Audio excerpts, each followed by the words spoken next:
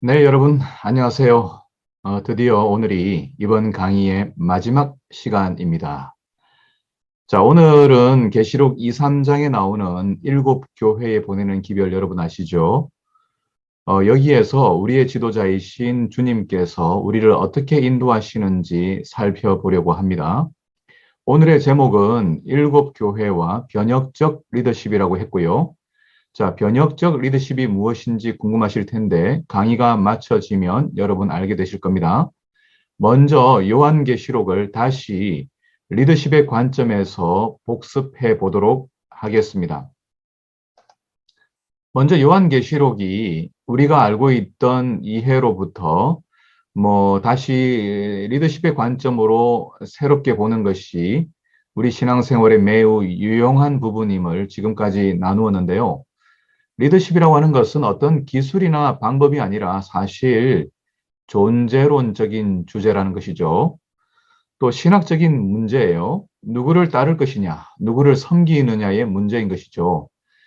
그래서 크리스찬 리더는 좋은 리더라는 것이 따르고 싶은 사람을 의미하는 것이죠. 그러니까 우리 크리스찬 리더들이 갖추어야 할 것은 한마디로 매력적인 사람이 되는 것입니다. 제가 가끔 이제 우리 신학생들에게 어떤 조언을 하냐면 향수를 좀 사서 뿌려라 이렇게 말합니다. 학생들이 생활관에서 함께 생활하는데 빨래가 잘 마르지 않으면 옷에서 좀 냄새가 나요. 그래서 강의실에 모여 있는데 들어가면 아주 인간적인 냄새들이 나거든요. 그러면 제가 이 조언을 할 좋은 기회가 되죠. 사람들이 우리를 보고 따라오지 않는다면 우리가 소개하는 주님을 어떻게 사람들이 따를 수 있겠느냐. 사람들이 코를 킁킁거리며 냄새를 맡고 얼굴을 돌리지 않도록 향수를 사서 뿌리자. 예, 현실적인 조언이죠. 자, 하지만 보다 더 중요한 것은 우리의 인격이고 성품입니다. 사실 리더십이라는 것은 양날의 검이라고 말할 수 있는데요. 하나는 역량이고 다른 쪽 능력이고요. 또 하지만 좋은 칼은 좋은 능력과 역량뿐만 아니라 좋은 칼이 칼집에 있어야 되는 것처럼 좋은 능력은 항상 좋은 성품이라는 칼집에 들어가 있어야 되는 것이죠. 오늘날 리더십의 문제는 역량의 문제라기보다 성품의 문제가 훨씬 더 심각해요. 물론 이 두 가지는 항상 같이 가야 합니다. 우리 주님이 한없이 좋은 분으로 끝나지 않고 죄인을 위해 희생하시는 분으로 나타나시잖아요. 전능하신 사자 같은 분이시지만 어린 양 같이 희생하시는 분이시죠. 그래서 사자와 어린 양이라는 주제는 계시록에서 매우 역설적인 형태로 리더십을 이야기하고 있어요. 어떤 분들이 온유를 오해하는 분들이 계시는데 온유라는 것이 무엇인가요? 그것은 힘없는 것을 의미하지 않죠. 온유에 대한 가장 명확한 정의는 power under control이라고 말할 수 있어요. 무슨 말이냐면 힘이 있는데 통제 속에 있다 그런 말이죠. 능력이 있고 힘이 있지만 통제 속에 있는 상태가 온유입니다. 어떤 리더는 사람이 좋은데 사람들은 잘 그를 따르지 않아요. 왜냐하면 능력이 없기 때문이죠. 저는 우리가 사는 일생 동안 배우는 일이 그래서 중요하다고 생각해요. 끊임없이 배우는 삶이 그리스도의 삶이 되지 않는다면 우리는 그리스도의 사랑을 구체적으로 전할 수가 없어요. 줄 수 있는 빵이 있고 나눌 수 있는 기술이 있고 도움을 줄 수 있는 방법이 없다면 말만 하는 사랑이 될 테니까요. 그래서 우리 재림교회가 하나님을 바르게 나타내기 위해서는 열심히 배우는 교회가 되어야 한다고 생각해요. 자, 여러분들이 또 이번 과정에 공부를 하시는데 교회에서 말이죠. 배우는 교실들을 많이 만들면 좋겠어요. 그래서 일주일 동안 안식일만 예배드리는 게 아니고 시간이 날 때마다 사람들과 함께 이런저런 기술과 지식을 개발하는 일이 이게 하나님께 영광을 돌리는 가장 확실한 준비가 되지 않을까요? 저는 능력 있는 리더의 모습을 계시록 6장 2절에서 보는데요. 흰 말을 탄 자가 활을 가졌지만은 그런데 화살이 없어요. 예, 활을 들고 싸우러 나가지만 살상은 하지 않는다는 것이죠. 이것이 상징이니까 여기서 얻을 수 있는 교훈은 우리의 리더십이 사람을 죽이는 리더십이 되어서는 안 된다는 것이죠.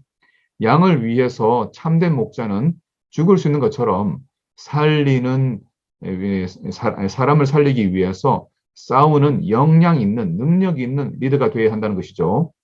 자, 계시록 안에는 너무나 많은 리더십의 주제들이 여전히 숨겨져 있습니다. 제가 찾느라고 찾았지만 아직도 샘솟는 진리가 많이 있어요. 자, 다음은 요한계시록이 리더십 책으로 볼 수 있는 몇 가지 용어들을 다시 한번 좀 정리해 보겠습니다. 첫 번째, 요한계시록 7장 17절을 보시면 어린 양이 등장하는데요. 목자가 되사라고 기록되어 있어요. 이건 동사입니다. 양을 치고 돌보고 지키는 일을 의미하죠. 이것이 리더의 일입니다. 우리가 목자라고 하면 얼른 시편 23편을 떠올리죠. 또 요한복음 10장에 선한 목자 되신 주님을 생각합니다. 이 목자는 양에게 뭘 줘요? 생명을 줘요. 또 양을 잘 알아요. 또 양이 길을 잃어버리면 찾으러 나갑니다. 또 양의 문이 어딘지를 알려줍니다. 실제로 계시록은 교회가 새 예루살렘이라는 목적지까지 인도해가는 어린 양의 가이드를 받고 있는 그 교회의 모습을 기록하고 있어요. 그리고 생명수 세모로 인도하신다고 했는데 이 단어가 실제적으로 리드한다는 말로 번역될 수가 있습니다. 인도한다는 말이죠. 목적하는 지점에 이를 수 있도록 누군가를 인도하는 일이죠. 또는 누군가가 지식이나 정보를 얻을 수 있도록 돕는 것이에요. 그래서 안내한다, 가이드라는 뜻으로도 번역이 됩니다. 자, 흥미롭게도 요한복음 16장 13절에 가면은 성령의 사역이 리더가 하는 역할이에요. 진리의 성령은 모든 진리 가운데로 우리를 인도하세요. 이때 쓴 단어가 똑같은 단어입니다. 그래서 계시록은 어린 양이 교회를 이끌어가는 리더십을 보여주는 책이라고 볼 수 있다는 것이죠. 자, 여러분이 계시록에서 은혜를 받지 못한다면 사건 중심으로 읽기 때문이에요. 하지만 계시록의 중심은 리더이신 어린 양이시거든요. 그가 어떻게 싸우시는지, 어떻게 우리를 인도하시는지를 읽어내는 것이 더 중요하다는 말씀을 드리고 싶습니다. 자, 다음으로 계시록 14장 4절을 보시면 어린 양이 등장하는데 성도들이 어린 양의 인도를 따라 어디든지 따라가고 있어요. 어린 양은 요한복음에 기록되어 있는 세상 죄를 지고 가는 어린 양이죠. 또 고린도전서 5장 7절에 예수님을 유월절 어린 양 되셨다 그렇게 말했습니다. 자, 반대로 계시록 13장에 나오는 짐승의 리더십은 강요하는 리더십이에요. 여기서도 사람들이 따라갑니다. 그러니까 두 종류의 따름이 있는 거예요. 따라가는 게 있는 거예요. 하나는 자발적으로 따르는 것이고 하나는 무서워서 따르는 것이죠. 가끔 부모님들도 무섭게 해서 아이들을 교육시키잖아요. 하지만 진짜 훈육은 자발적으로 따르도록 만드는 것이죠. 교회도 자꾸 사람들에게 겁을 줘서 교회 나오게 할 수 있어요. 하지만 이것은 사단에게 속한 방법이죠. 기독교 신학 가운데서도 자꾸 구원을 의심들게 만들어서 이렇게 하면 구원 못 받는다, 이 정도로 해서 구원 받을 수 있겠냐, 사람들의 확신을 흔드는 가르침이 있을 수 있어요. 말하자면 불신지옥 이런 건데 재림교회 안에서도 그런 느낌이 드는 가르침이 가끔 있어요. 지금의 상태로는 구원 못 받는다는 완전주의적 접근이 그런 것이죠. 이것은 기독교의 복음을 무너뜨리는 가장 무서운 메시지인 것을 기억해야 해요. 진짜 사랑하게 되면 순종하는 것이 좋고 쉬워지죠. 하나님을 사랑하지도 않는 사람들이 천국에 가려고 하니까 신앙이 힘들어지는 것이죠. 자, 가만히 생각해 보세요. 우리가 성경을 통해 받은 구원의 복음이 무엇인지 십자가에서 이미 확증하고 보여준 구원 아닙니까? 그런데 사람들이 자꾸 돌아가요. 이래도 될까요? 제가 이 상태로 구원받을 수 있을까요? 네, 여러분 그럴 시간에 성경을 읽고 기도하면서 하나님과 더 깊은 교제를 하시는 게 맞아요. 하나님은 당신이 얼마나 좋은 분이십니까? 하나님 당신이 얼마나 좋은 분이신지 또 제가 헐모가 따를 만한 얼마나 좋은 분이신지 그 당신에 대하여 알기를 원하시는 것이죠. 제가 잘 몰라서 그러는데 하나님 제가 당신을 더 알고 싶어요. 여러분 이게 기도고 성경을 연구하는 것이죠. 교회가 이상해지는 일에 앞장서는 리더들이 되어서는 안 되겠습니다. 자, 세 번째로 아주 흥미로운 용어가 계시록에 등장하는데 바로 동무종이에요. 헬라어로는 순둘로스인데 여러분 들어보셨습니까? 계시록에 3번 나오는 용어인데요. 한국말로는 조금씩 번역이 바뀌어져 있지만 영어로는 셋 다 fellow servant, 동무종이에요. 친구, 동무 말이에요.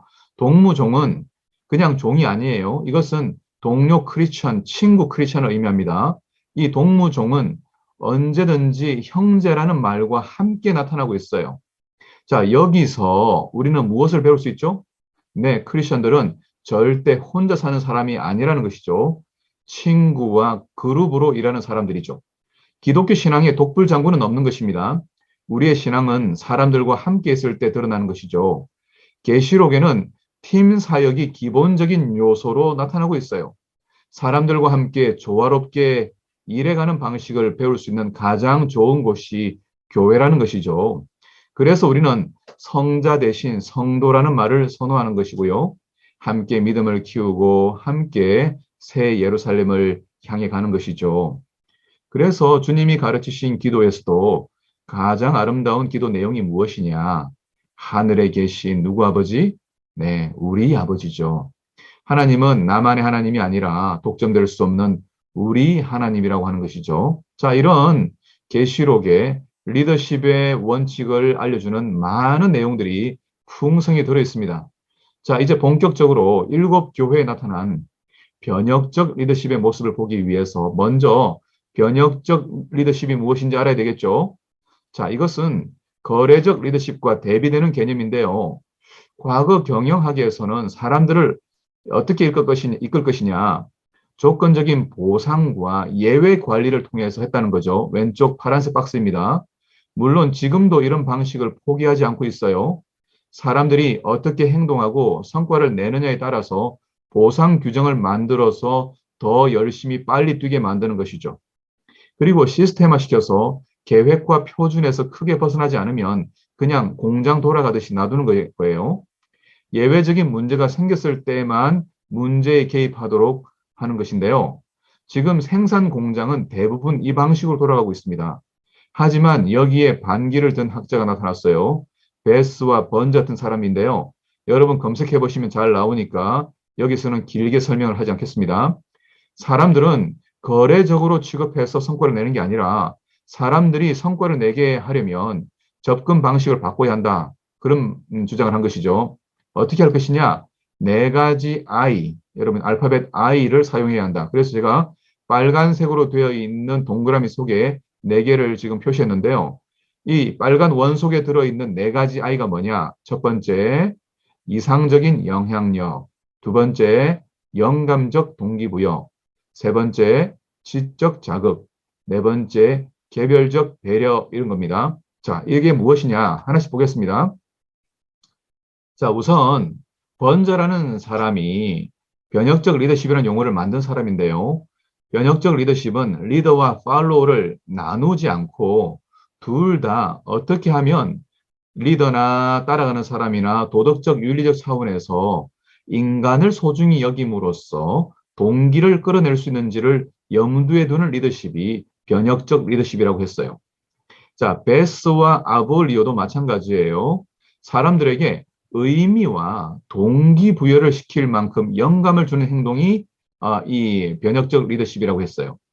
또 쿠제스와 포스너 아래 있는 건데요. 역시 사람들이 높은 수준의 동기부여가 되고 자신이 속한 조직에서 특별하다고 느끼는 소속감이 높아질 때 조직에 더 크게 기여한다고 본 것이죠.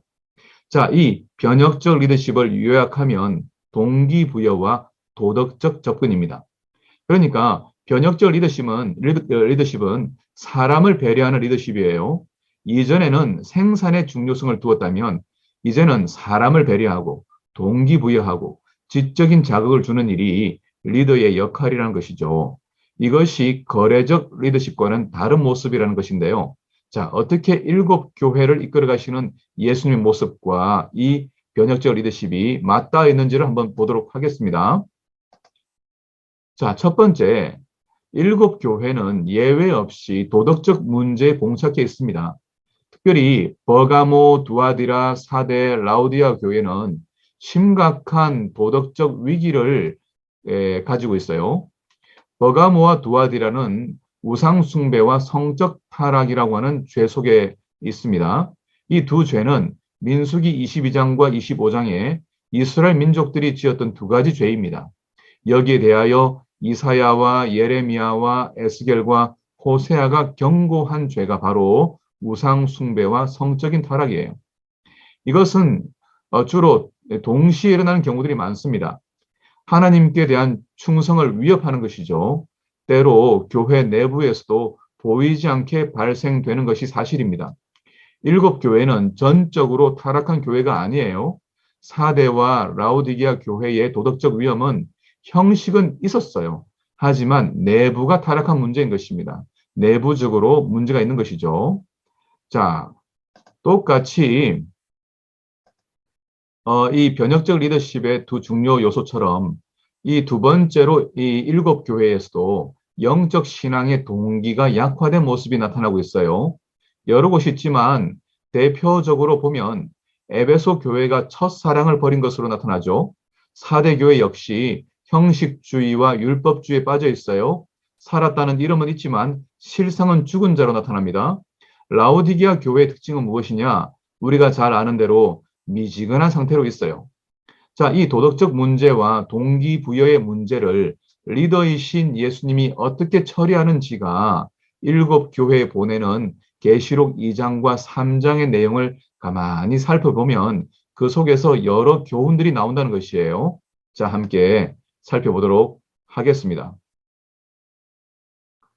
자, 먼저 예수님은 일곱 교회의 문제에 적극적으로 개입하시는 모습으로 등장하세요. 각각의 교회에 나타내시는 모습이 다 다른 게 특징인데요. 자, 먼저 에베소 교회에는 일곱 교를 붙들고 계시는 분으로 나와요. 붙들다는 것은 그냥 들고 있는 게 아니라 놓치지 않기 위해 꼭 쥐고 있는 그런 형태인데 여기에서 책임감이 나타납니다. 서머나 교회에 나타나시는 모습은 처음이요, 나중이요, 죽었다가 다시 살아난 자로 등장하죠. 여기서는 하나님께서 처음부터 마지막까지 변함없이 신실하시다는 것이 강조되고 있어요. 변하지 않는다는 것이죠. 자, 세 번째로 버가모 교회에서는 양날의 날카로운 검을 갖고 계시는 분으로 나타나는데 하나님이 이 칼을 대시면 미치지 못하는 영역이 없다는 것이죠. 하나님의 칼끝이 미치지 못하는 부분이 없어요. 오른쪽으로 가면 오른쪽을 베고 왼쪽으로 가면 왼쪽을 벨 수 있다는 것이죠. 여기서 실패하지 않은 예수님의 권능과 능력을 보여주고 있어요. 자, 두아디라 교회에서는 눈이 불꽃 같고 발이 녹 같은 하나님의 아들이 등장합니다. 그분의 눈이 보지 못하는 곳은 없죠. 모든 중심을 다 보시는 것이에요. 문제를 그냥 넘어가는 법이 없어요. 자, 거래적 리더십은 아까 본 것처럼 문제가 발생되면 그제서야 리더가 관여하죠. 하지만 그분은 던지고 죽일 수 있는 분으로 나타납니다. 그분은 행동하시는 리더인 것이죠. 자, 그 다음에 4대 교회에서는 이 성령과 함께 일하시는 분으로 나타나요.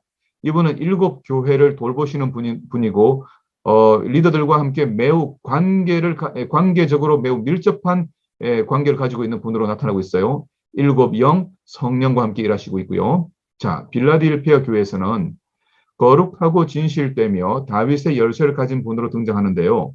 그는 열 수도 있고 닫을 수도 있어요. 그가 닫으시면 누구도 열지 못해요.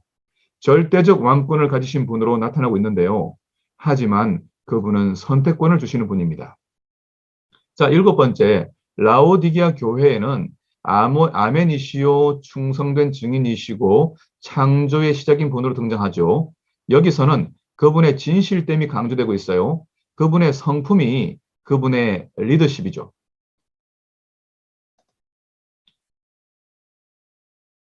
각각의 예수님의 모습이 다 다르게 나오는 것은 이 변혁적 리더들이 어떤 태도를 가지고 있어야 하는지에 대한 특징들을 보여주고 있는데요. 자, 에베소에서는 책임성 있는 리더로 촛대를 쥐고 계십니다. 서머나에서는 처음과 나중이 한결같이 신실한 분으로 나타나시고요. 버가모에서는 양날의 검을 들고 계시는 날카로운 검을 가지고 벨 수 있는 능력 있는 분으로 나타나고요. 두아디라에서는 불꽃 같은 눈과 또 녹과 같이 튼튼한 다리로 행동하시는 리더로 나타납니다. 4대 교회에는 성령과 교회와 함께 일하시는 분으로 나타나고요. 빌라델비아 교회에서는 진실되게 헌신하는 분으로, 라오디게아 교회에는 아름다운 성품으로 지도하시는 분으로 나타나고 있어요. 자, 우리가 뭐 더 살필 수 있겠지만 예수님이 문제를 해결하는 방식은 하나의 모습이 아니라 각각 처해 있는 상황에 따라 다른 모습으로 적극적으로 개입하는 리더의 모습을 보여주고 있는 것이죠. 그런 점에서 예수님은 진정한 의미의 변혁적 리더라고 말할 수 있겠죠. 여기서 우리 크리스천 리더들이 배울 수 있는 것들이 너무 많아요. 우리는 때로 우리의 모습을 변화시키는 것을 두려워하고 원하지 않습니다. 내 성격과 내 모습을 고집하려고 하죠. 하지만 진짜 리더는 상황에 따라, 형편에 따라 자신의 모습을 사람들의 필요로에 맞도록 바꿀 수 있다는 것이에요. 자, 바울이 가졌던 선교적 리더십의 모습이 예수님의 모습과 같아요. 유대인들에게는 유대인과 같이 되었고, 율법 없는 자들에게는 율법 없는 자와 같이 되었고, 약한 자들에게는 약한 자와 같이 되었어요. 바울은 여러 사람에게 여러 모양이 되었다고 말합니다. 그 이유는 뚜렷하죠. 어떻게 하든지 영혼들을 구원하기 위해서라는 것이었습니다. 자, 변혁적 리더는 우선 사람에게 관심이 있지 성과는 나중이에요. 사람들의 형편에 따라 그들이 가장 필요한 것을 채워주는 리더가 되는 것이 참된 변혁적 리더겠죠? 이번 강의를 통해 예수님이 보이신 리더십의 원칙들과 가치들이 우리의 삶에서 하나씩 실천되고 배워지는 그런 기회가 되기를 바랍니다. 예수님을 닮아가는 삶이 가장 행복하고 귀한 삶이지 않습니까? 여러분, 우리 리더이신 주님, 어린 양이신 주님과 함께 모두 행복하시고 건강하시기를 기원합니다. 여러분, 강의를 들어주셔서 감사합니다.